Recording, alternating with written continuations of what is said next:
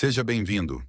Hoje vamos mergulhar em uma verdade transformadora da Palavra de Deus, com o reverendo Augustus Nicodemos. Queria que você abrisse a sua Bíblia no livro do profeta Daniel, capítulo 1. Eu estou usando a Nova Almeida.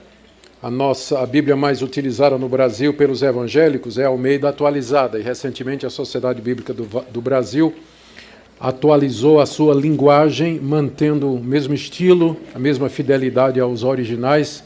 Eu creio que essa Nova Almeida ela deve se tornar em breve a Bíblia padrão da Igreja Evangélica Brasileira. Quero recomendar a todos vocês. Daniel, capítulo 1. Queria fazer a leitura com vocês, por gentileza acompanhem, ou na sua Bíblia, no seu celular, iPad, que você tiver aí. Ou tablet, né? Porque quem não tem iPad é tablet, né? Isso foi terrível, né? Preconceituoso. Vamos lá, gente. No ano 3º do reinado de Jeoaquim, rei de Judá, Nabucodonosor, rei da Babilônia, veio a Jerusalém e a sitiou. O Senhor entregou nas mãos dele Jeoaquim, rei de Judá, e alguns dos utensílios da casa de Deus. Nabucodonosor levou esses utensílios para a terra de Sinar, para o templo de seu Deus, e o pôs na casa do tesouro do seu Deus. O Deus de Nabucodonosor era Bel, que era a maior divindade da Babilônia, da Mesopotâmia, na verdade. Depois o rei ordenou a Aspenaz, se você está procurando nome para o seu filho, está aí a sugestão, chefe dos seus eunucos, que trouxesse alguns dos filhos de Israel, tanto da linhagem real como dos nobres, jovens sem nenhum defeito, de boa aparência, sábios, instruídos, versados no conhecimento, e que fossem competentes para servirem no palácio real. E que Aspenaz lhes ensinasse a cultura e a língua dos caldeus. O rei determinou que eles recebessem uma alimentação diária, tirada das finas iguarias da mesa real e do vinho que ele bebia. Os jovens deveriam ser educados ao longo de 3 anos e, ao final desse período, passariam a servir o rei. Entre eles se achavam Daniel, Ananias, Misael e Azarias, que eram da tribo de Judá. O chefe dos eunucos lhes deu outros nomes, a saber, a Daniel, o de Beltesazar, a Ananias, o de Sadraque, a Misael, o de Mesaque, e a Azarias, o de Abednego. Daniel resolveu não se contaminar com as finas iguarias do rei, nem com o vinho que ele bebia. Por isso pediu ao chefe dos eunucos que lhe permitisse não se contaminar. E Deus concedeu a Daniel misericórdia e compreensão da parte do chefe dos eunucos. Porém, o chefe dos eunucos disse a Daniel: tenho medo do meu senhor, o rei, que determinou que vocês devem comer e beber. E se ele perceber que o rosto de vocês está mais abatido do que o rosto dos outros jovens da mesma idade, se isso viesse a acontecer, vocês poriam a minha cabeça em perigo diante do rei. Então Daniel foi falar com o cozinheiro-chefe, a quem o chefe dos eunucos havia encarregado de cuidar de Daniel, Ananias, Misael e Azarias. Daniel disse a ele: por favor, façam experiência com estes seus servos durante 10 dias. Dê-nos legumes para comer e água para beber. Depois compare a nossa aparência com a dos jovens que comem das finas iguarias do rei. Dependendo do que enxergar, o senhor decidirá o que fazer com estes seus servos. O cozinheiro-chefe concordou e fez a experiência durante 10 dias. No fim de 10 dias, a aparência dos 4 jovens era melhor e eles estavam mais robustos do que todos os jovens que comiam das finas iguarias do rei. Com isso, o cozinheiro-chefe tirou deles as finas iguarias e o vinho que deviam beber, e lhes dava legumes. Ora, a esses 4 jovens, Deus deu conhecimento e inteligência em toda cultura e sabedoria, mas a Daniel deu inteligência para interpretar todo tipo de visões e sonhos. Ao final do tempo determinado pelo rei, para que os jovens fossem levados à sua presença, o chefe dos eunucos os levou à presença de Nabucodonosor. Então o rei falou com eles, e entre todos não foram achados outros como Daniel, Ananias, Misael e Azarias. Por isso passaram a servir o rei.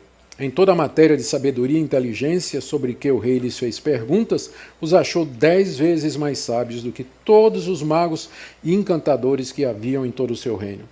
Daniel continuou ali até o 1º ano do reinado de Ciro. Queridos, uma das maiores necessidades que o povo de Deus enfrenta nesse mundo, ou tem nesse mundo, é manter viva a fé, a esperança e o ânimo. Muitas coisas concorrem, muitas coisas acontecem para tirar de nós a fé, a esperança e o ânimo. Primeiro, a prosperidade dos ímpios. A gente olha ao redor e vê gente corrupta, gente violenta, sem princípios e prosperando, né? Apesar da Lava Jato, mas prosperando, indo bem. E a gente pergunta, onde está Deus, que não vê essas coisas? Onde está Deus, que diz que é um Deus justo, que ama a verdade? A gente vê que esses homens maus e outros, eles nem sempre são punidos, não são apanhados, e quando são, eles conseguem escapar. Onde está Deus, que disse que puniria os maus? E para complicar a situação, aqueles que temem a Deus, que amam a Deus, que querem seguir como discípulos de Jesus Cristo, não poucas vezes enfrentam muitos sofrimentos aqui nesse mundo. Doenças, dificuldade financeira, problemas de relacionamento e tantos outros desafios que nós, pastores, conhecemos quando nós tratamos do nosso rebanho. Gente que teme a Deus, que ama Jesus, que quer viver como servos de Deus, mas assim mesmo o sofrimento bate na porta, às vezes são vítimas de injustiça. Agora mesmo, enquanto eu estou falando, em algum lugar desse mundo, nossos irmãos em Cristo, muitos deles estão em prisões, estão sendo arrestados, tendo os bens arrestados pela polícia, e não poucos estão sendo mortos. E a gente olha para tudo isso e pergunta onde está Deus. E para agravar o quadro, Deus às vezes aparenta estar silencioso. A gente ora, a gente pede, a gente suplica e não vê nenhuma resposta. As nossas orações parecem não tocar os céus e Deus parece não agir. Tudo continua como era antes, um dia após o outro. As coisas continuam do mesmo jeito, apesar do clamor do povo de Deus, apesar da aflição do nosso coração.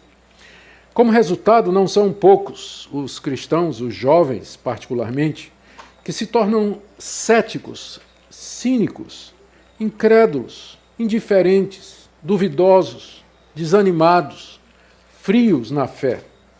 E em vez de influenciar o mundo como deveriam, eles acabam sendo influenciados. O livro de Daniel foi escrito exatamente para trazer esperança, confiança e fé ao povo de Deus num dos momentos mais críticos que esse povo enfrentou. Se você me perguntasse qual é o tema do livro, eu diria que é a soberania absoluta de Deus sobre todas as nações, sobre todas as circunstâncias, sobre os indivíduos e, portanto, sobre a história. O tema do livro é que Deus está no controle, embora não pareça, embora nem sempre isso seja aparente para nós. O tema do livro é que Deus vai intervir no mundo no momento certo. E todas essas questões que eu citei no início, um dia elas terão a resposta. Deus vai trazer o seu reino em sua plenitude. Portanto, ainda que tudo pareça ruim ao nosso redor, vale a pena ser fiel durante os momentos de crise, em que nós nos sentimos pressionados, nós nos sentimos moldados pelo mundo sem Deus e pelo mundo que tem outros valores. Daniel escreveu esse livro quando ele estava preso na Babilônia, quando ele era cativo do rei Nabucodonosor. Quando ele escreveu esse livro, Jerusalém, sua cidade natal, estava destruída. Era a cidade de Deus. O templo de Deus, construído por Salomão, estava derrubado. Havia sido saqueado. Os utensílios da casa de Deus haviam sido levados por Nabucodonosor para a sua própria terra. O povo de Deus tinha sido levado em cativeiro, aqueles que escaparam da espada. E o ímpio rei da Babilônia estava triunfando. Nabucodonosor estava feliz. Ele achava que ele era o Deus desse mundo. Daniel escreveu então para os cativos da Babilônia. Esse livro foi endereçado aos judeus que escaparam da morte durante a invasão babilônica e que, prisioneiros na Babilônia, estavam desesperançados, questionando exatamente isso.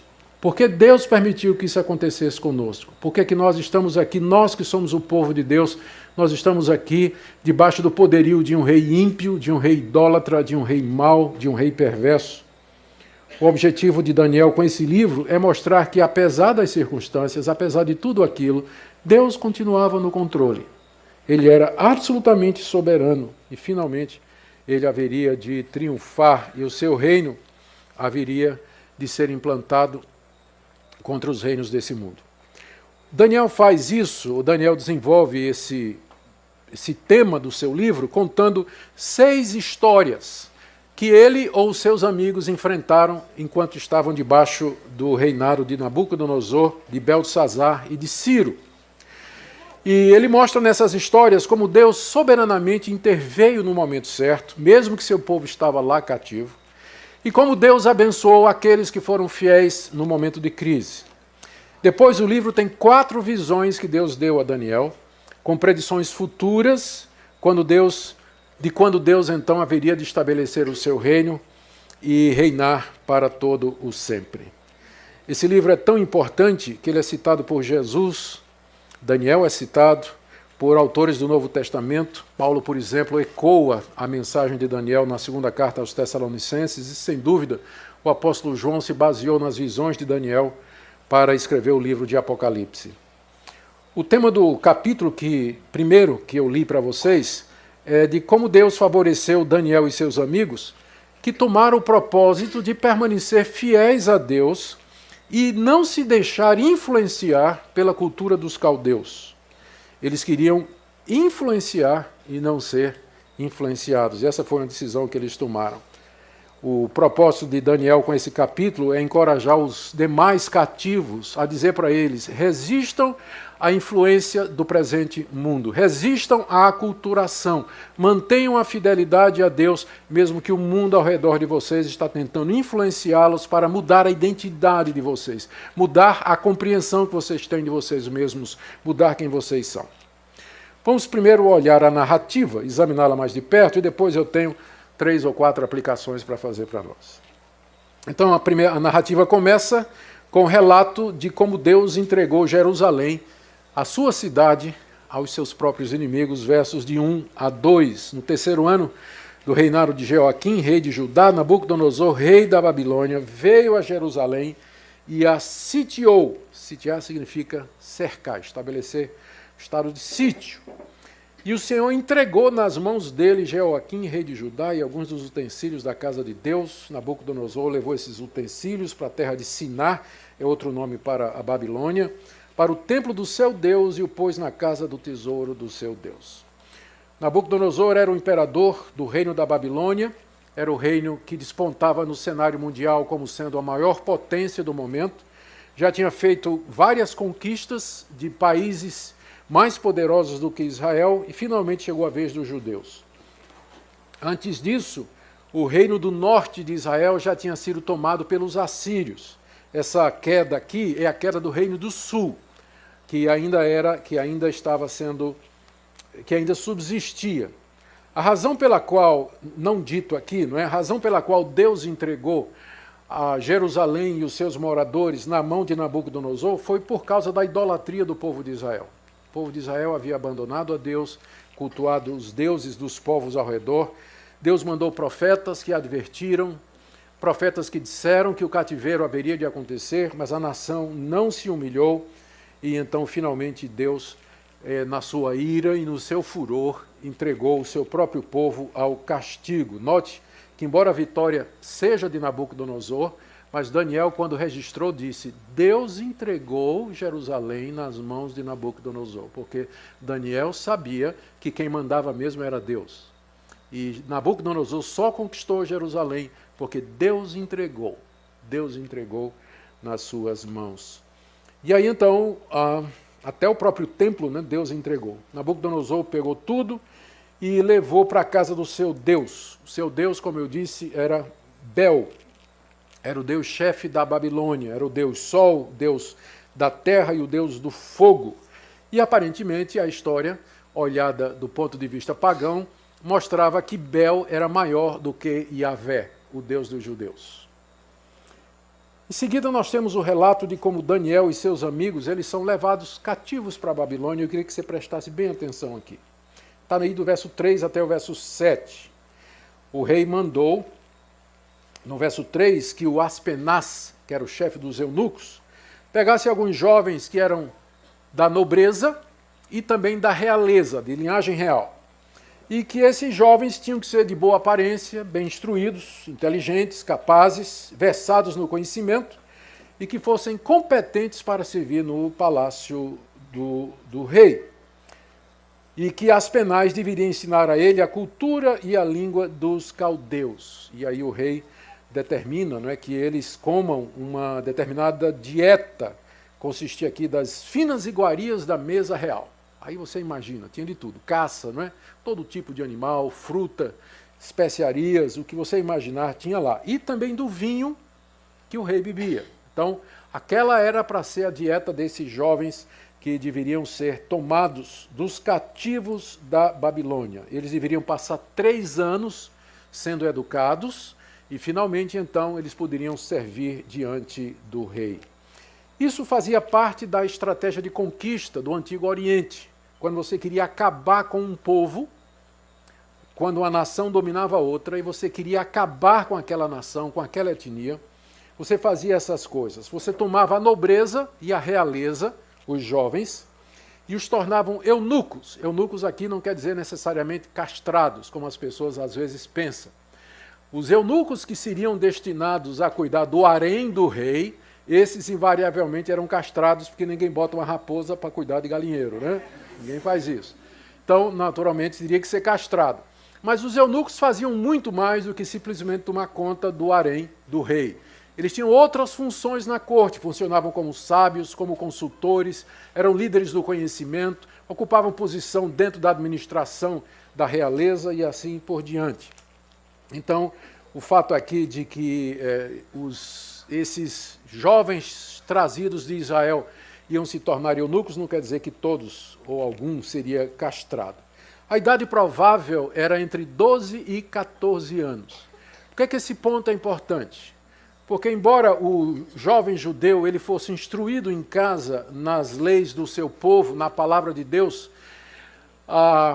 era somente aos 12 anos que ele ia oficialmente ao templo ser consagrado e passava a frequentar a sinagoga, onde a lei era lida e explicada.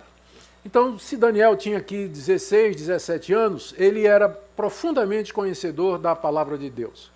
Ele conhecia a lei de Moisés, conhecia a história do seu povo e, mais importante de tudo, ele conhecia a palavra dos profetas antes do cativeiro babilônico, como especialmente Jeremias e Isaías. Nós vamos ver que tudo indica que Daniel tinha conhecimento desses profetas também. Muito bem. Em que a estratégia, então? Tomar esses jovens e mudar a identidade deles. Como é que se faz isso? Primeiro você ensina para eles uma outra língua. A língua que se falava em Israel era hebraico. A língua que se falava lá na Babilônia era aramaico. Uma está para outra como o português está para italiano. Então são parecidas, mas quem fala português não vai entender o italiano e vice-versa, embora algumas palavras sejam parecidas. Quando Israel voltou do cativeiro, 70 anos depois, os judeus tinham aprendido aramaico, que era a língua que Jesus falava. Jesus ministrou em aramaico, era a língua em Jerusalém durante o período apostólico. Era o aramaico, que era a língua que tinha sido aprendida no cativeiro. O hebraico ficou só nas sinagogas e no templo com os sacerdotes e rabinos, mas o povão falava realmente o aramaico que aprendeu lá. Então essa fazia parte da estratégia. Vamos ensinar uma outra língua, a língua dos conquistadores. É proibido falar na língua dos vencidos.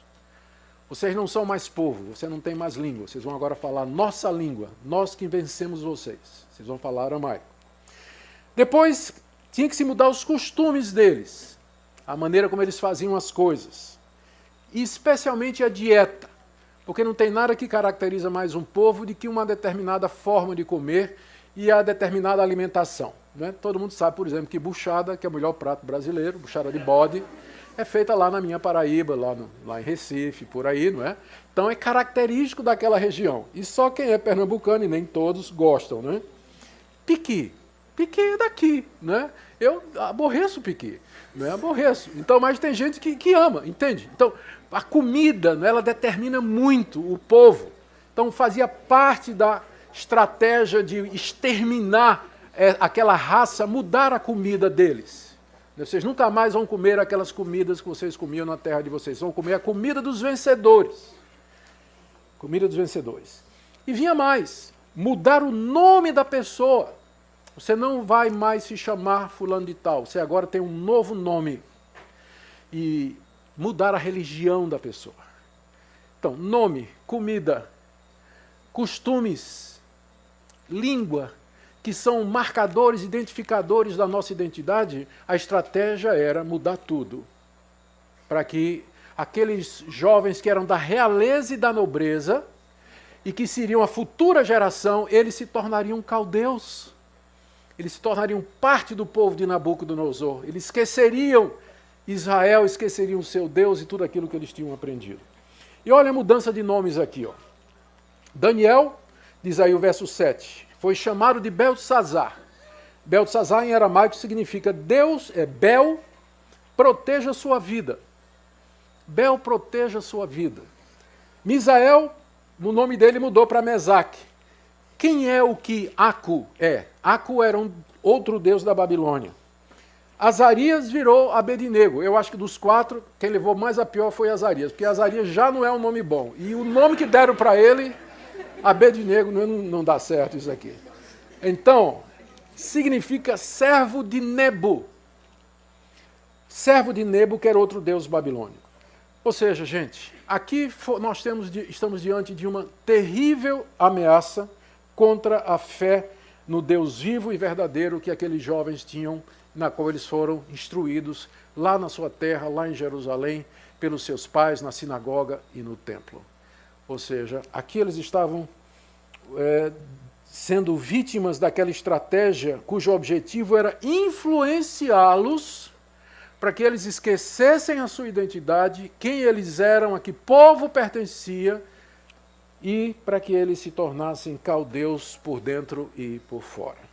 Ou seja, a situação de Daniel e dos seus amigos em muito reflete, guardada as devidas proporções, a situação de vocês. Na universidade, no trabalho, no meio dos amigos, o que vocês veem nas mídias sociais, o que vocês veem na televisão, nos filmes que vocês assistem na grande tela, tudo, não pensem que essas coisas elas são neutras. Há uma ideologia por detrás, há um propósito por detrás, e o propósito é fazer você esquecer quem você é, e amoldar você, influenciar você para que você seja mundano, para que você seja parte desse mundo, para que você viva como esse mundo. E eles têm toda uma estratégia para isso, e não é muito diferente dessa daqui não. Do verso 8 até 13, Daniel registra a decisão que ele tomou juntamente com seus amigos. Foi uma resolução, veja o que diz o verso 8. Daniel resolveu não se contaminar com as finas iguarias do rei e nem com o vinho que ele bebia. Ele resolveu não fazer isso. Ele não podia evitar ter que aprender aramaico, não tinha jeito, não é? Ele ia ter que aprender aramaico mesmo, até por uma questão de sobrevivência. Ele não podia evitar que trocassem o nome dele, mas tinha uma coisa que ele podia tentar fazer. Ele diz, eu não vou comer essa comida. E parece que Daniel fez isso exatamente pelo conhecimento que ele tinha da palavra de Deus. Na época de Daniel, no Antigo Testamento, a piedade pessoal, ou seja, o amor que o judeu tinha para com Deus, se manifestava através de 3 marcadores da identidade judaica, que era circuncisão, a guarda do calendário religioso, 3 festas, sábado, lua nova, e uma dieta que está prescrita lá no livro de Levítico. Aqui está uma lista. Lá em Levítico, Deus deu a Moisés uma lista dos alimentos que os judeus podiam comer, chamados de animais puros, e uma lista de alimentos que os judeus não podiam comer, que era a lista de animais impuros. Então, como é que alguém que era crente, temente a Deus, no Antigo Testamento, ele mostrava o seu amor a Deus, seu compromisso com Deus? Era guardando essas 3 coisas, além das demais leis que nós temos na legislação mosaica.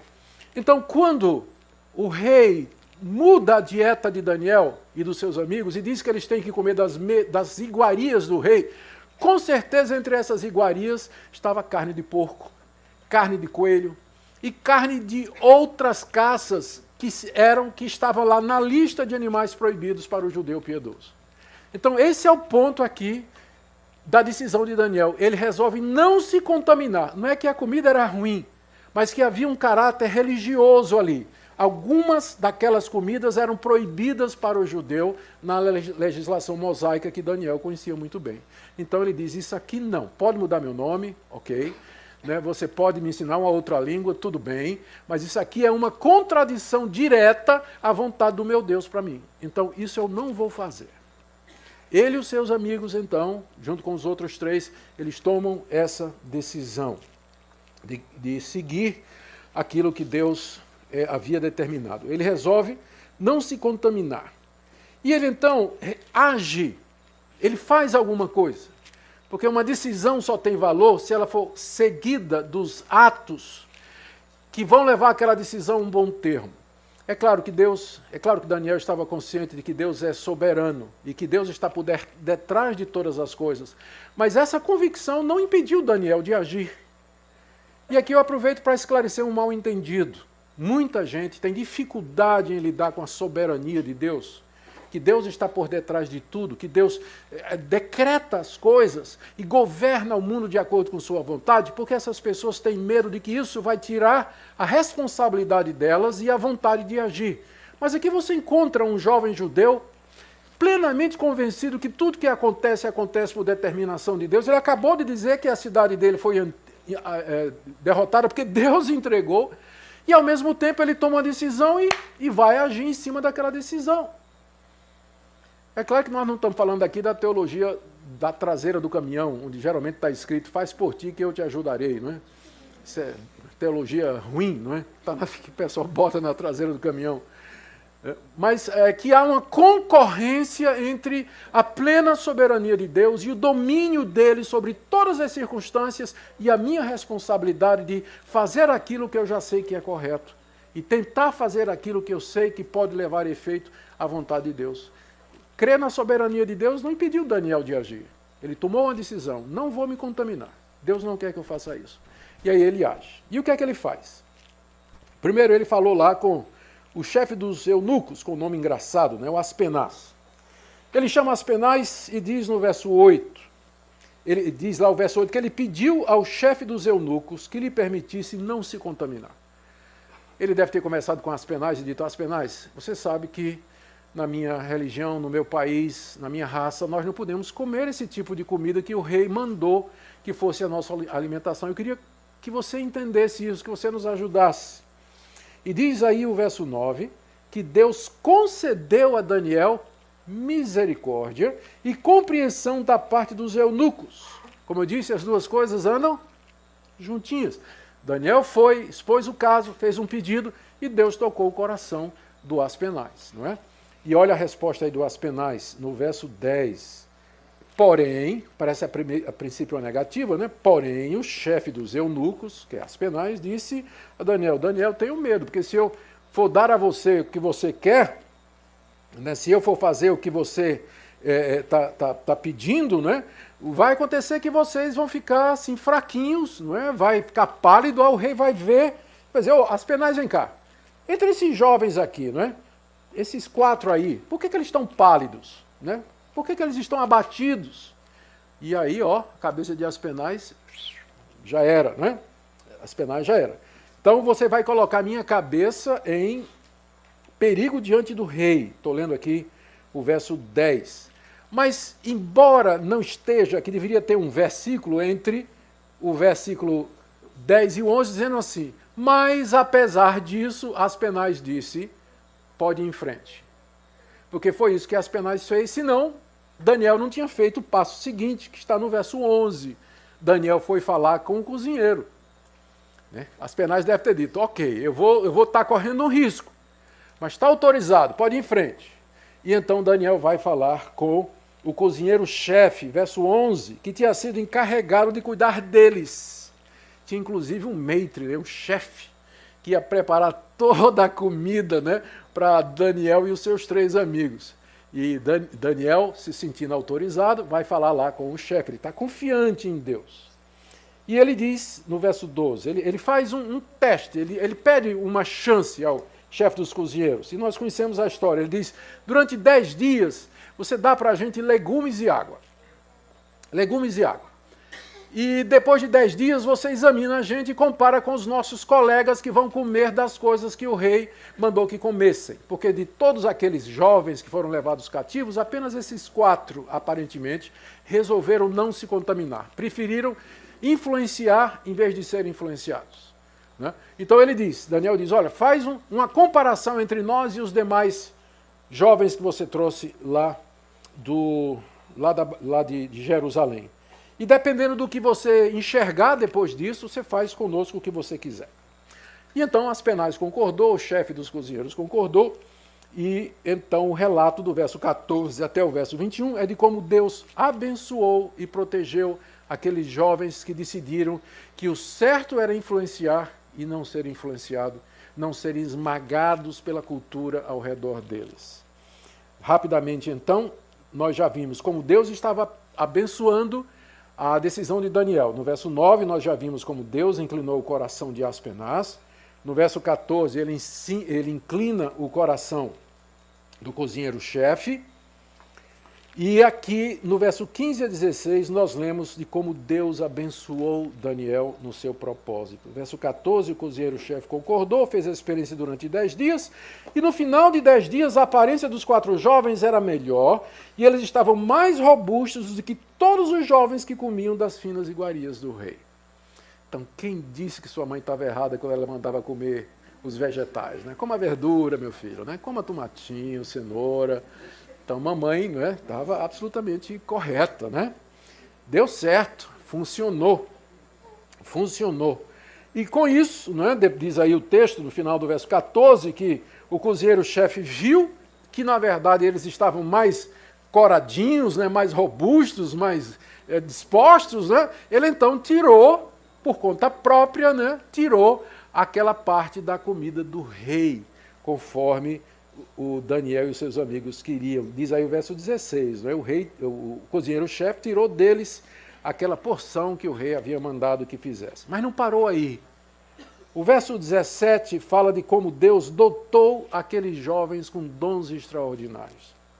A esses 4 jovens, Deus deu conhecimento, inteligência, em toda cultura e sabedoria. Deus os abençoou. E aqui não se trata de um processo natural. Aqui já indica uma ação sobrenatural de Deus. Deus os habilita e capacita extraordinariamente a entender, compreender, absorver, no sentido de não se moldar, mas compreender a cultura judaica, caldaica, e ser crítica dela. Mas a Daniel, final do verso 17, Deus deu inteligência para interpretar todo tipo de visões e sonhos.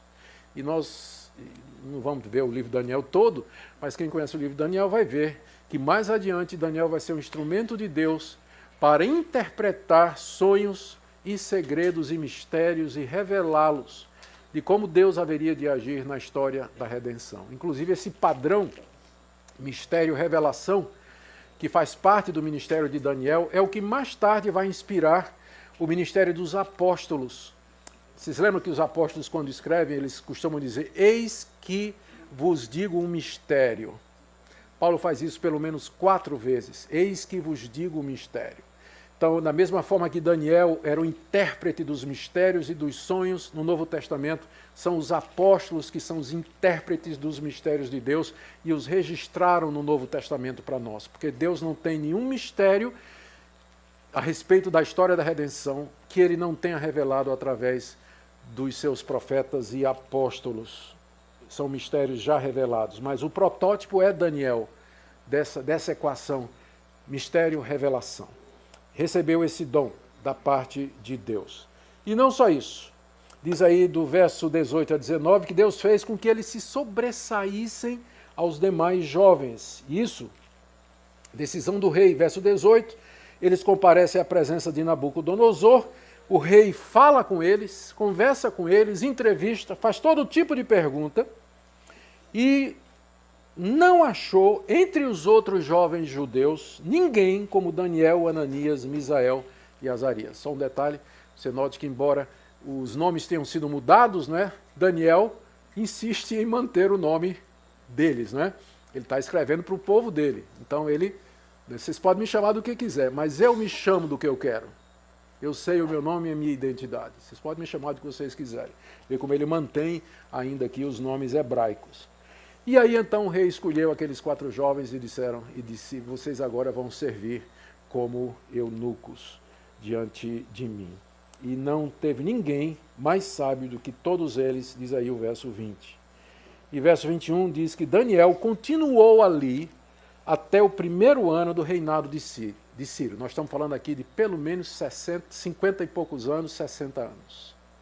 Daniel ficou. Ele acompanhou Nabucodonosor morreu, o filho dele, o neto, ninguém tem certeza sobre isso, chamado Beltesazar, ocupou o trono. Daniel também serviu durante o tempo de Beltesazar. Depois veio Ciro e Daniel também serviu durante o período de Ciro. Ciro foi o governante que mandou Israel voltar para a Terra Prometida. 70 anos de cativeiro, Daniel serviu ali, influenciando sem ser influenciado. Só um detalhezinho, vocês todos conhecem a história dos reis magos que vieram do Oriente. Já leram? De onde é que vocês acham que eles vieram? E como é que vocês acham que eles sabiam do nascimento do Messias? Exatamente essa tradição que Daniel começou lá na Babilônia. E, em vez de absorver a religião dos caldeus, ele plantou a semente do judaísmo, do messianismo, da chegada do Messias. E os caldeus, né, que são os sábios, eram as pessoas de inteligência, né, dos reis daquela época, eles preservaram aquilo que Daniel havia ensinado durante 60 anos, de maneira que quando a estrela apareceu, os sábios caldeus disseram, nós já vimos, isso é um déjà vu, alguém já ensinou alguém já falou de uma estrela no Oriente, diferente de tudo mais, que marcaria o nascimento do Messias. E aí eles vieram lá do Oriente a Belém, atrás, e perguntando, onde está o Messias? Onde está aquele que é nascido rei de Israel? De onde é que eles aprenderam isso? Eles vieram lá do coração da antiga Babilônia, lá da Pérsia, que era, essa altura já estava debaixo do domínio dos romanos também.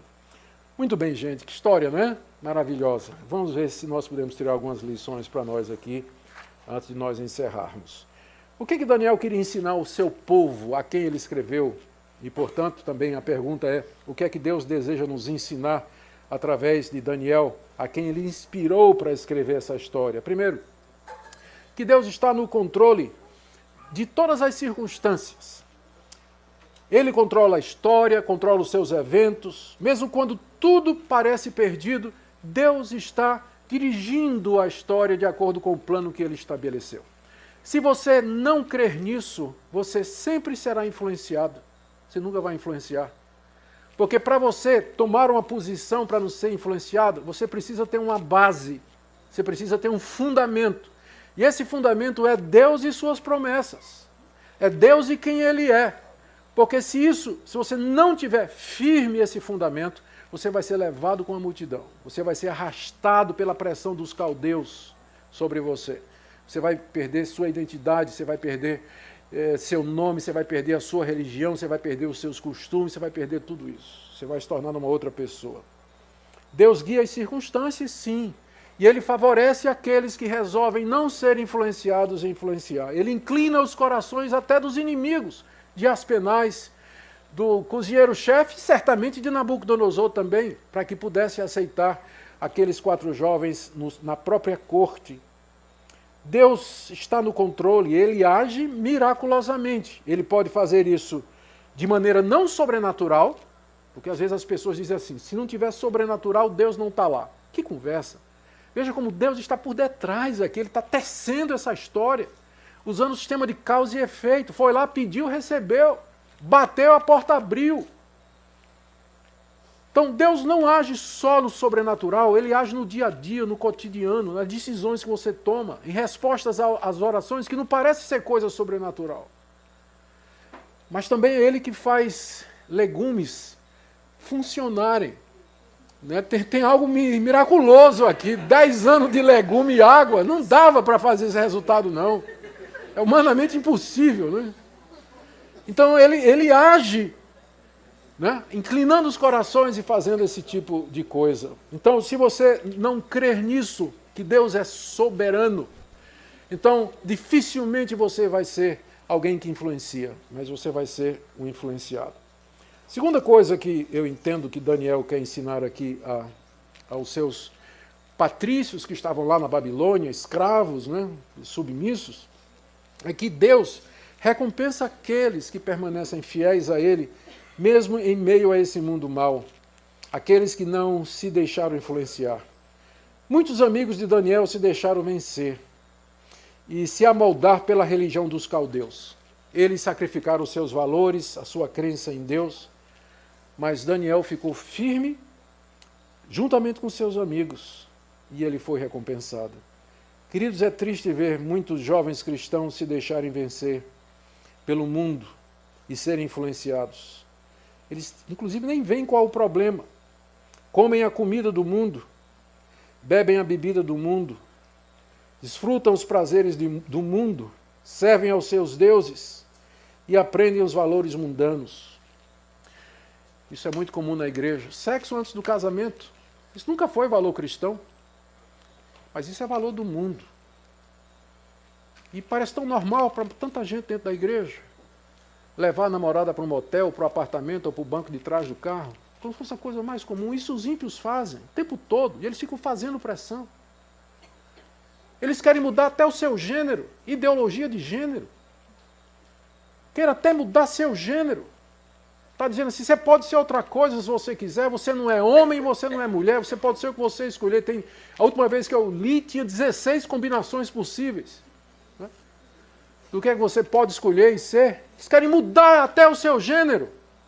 Não é só o seu nome e a sua religião, não, mas a sua identidade, aquilo que faz você ser o que você é. E essa doutrinação está na universidade, está nas escolas, está na mídia, está nos filmes. Cada vez mais. Você vai assistir A Forma da Água, né, aquele filme aí premiado e tudo mais, e não percebe que é uma defesa do bestialismo. Defesa de amor entre espécies. Está lá, e você absorve aquilo, gosta daquilo, eles nem percebem, né, o que é que está acontecendo por detrás. Toda essa doutrinação, eles querem mudar você, quem você é, o seu Deus, a sua fé, o seu nome, e até aquilo que é mais fundamental da personalidade, o seu sexo. Eles querem mudar isso. E é triste ver, às vezes, os jovens caminhando nessa direção. Dentro da igreja eles não percebem isso. O livro de Daniel, esse capítulo, nos mostra que é possível você dizer não. Por isso que eu disse, se você crê que Deus está no controle, que Ele é Senhor, você pode dizer não. Você pode resolver que você não vai se contaminar. E Deus vai lhe dar graça. Ele vai abrir portas para você. Ele vai abençoar você. Claro, você vai ter oposição. Claro que vai. Mas Deus vai cumprir em você o propósito dele. Você vai ser testemunha dele lá no coração da Babilônia, como Daniel foi até o reinado de Ciro. Até o fim ele foi. Graças a essa decisão. E a última coisa que eu queria trazer para vocês aqui, eu não posso dizer que essa era uma coisa que Daniel tinha como objetivo, porque não está explícito, mas eu fico me perguntando o que é que levou Daniel a ter tamanha confiança, tamanha determinação, quando tudo parecia perdido. E aí eu me lembrei exatamente isso. Daniel devia ter uns 17, 18 anos de idade, talvez, e Daniel conhecia as Escrituras. E certamente ele conhecia as palavras do profeta Jeremias que foram ditas antes do cativeiro. Lá em Jeremias 25, no verso 11, Jeremias disse: o tempo de cativeiro será 70 anos. E Daniel cria nisso. Daniel sabia disso. E no fundo do seu coração, eu imagino, ele dizia: isso aqui só vai durar 70 anos. Eu só tenho que ficar firme até o fim. Porque Deus vai triunfar. Ele vai trazer a libertação e a vitória para o seu povo. Ele creu na Escritura e esse é meu ponto. A pergunta é, você vai resistir à influência do mundo com base em quê? Não é uma decisão sua, tipo assim, você reunir toda a sua força de vontade e dizer assim, eu vou, né? Eu sou raçudo, eu vou mesmo, que você não vai conseguir. Mas tem uma base maior do que a sua força de vontade.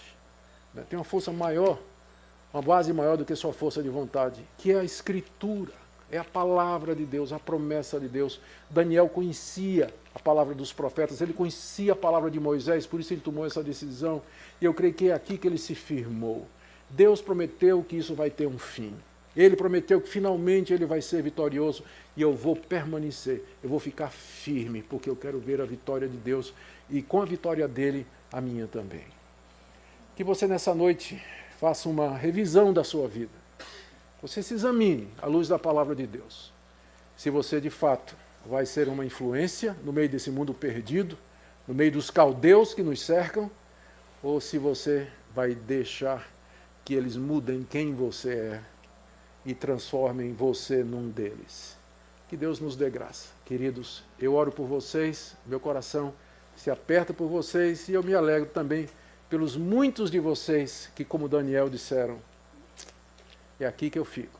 Meus pés estão firmes na rocha, na promessa de Deus. Que Deus os fortaleça. Amém? Vamos orar.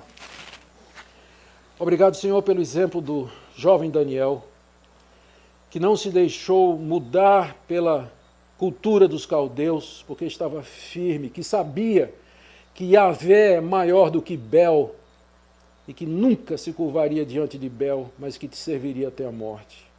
Te damos graças porque tu permaneces o mesmo. Te damos graças pelos muitos jovens que resolveram não se contaminar com as iguarias do rei. E nós oramos por aqueles que têm beliscado, aqueles que têm provado um pouquinho aqui e ali. E nós oramos também por aqueles que têm se empanturrado com as iguarias do rei. Oh Deus, tenha misericórdia. Levanta jovens nessa geração que possam guiar a tua igreja, o teu povo, para aquilo que o Senhor já determinou, que é a vitória final da noiva, da esposa de Cristo, da igreja gloriosa, sem ruga e sem mácula. Abençoa, Senhor, esse tempo que nós teremos juntos aqui, que seja um tempo de refrigério e de mudança. É o que eu peço em nome de Jesus. Amém.